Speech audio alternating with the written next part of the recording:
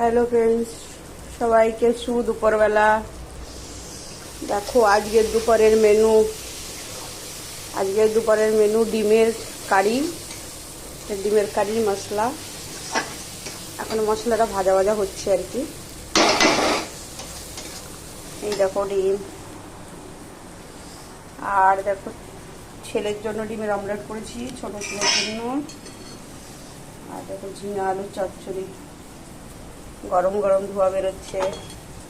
আর দেখো ভাত, আমরা তো বাইরে থাকি, বাইরে এখানে ভাতের হাঁড়ি নেই, তাই আমরা এভাবেই রান্না করতে হয়। চশমা আমি এভাবেই ভাত রান্না করতে হয়। এই যে ভাত ধোয়া বেরোচ্ছে সব।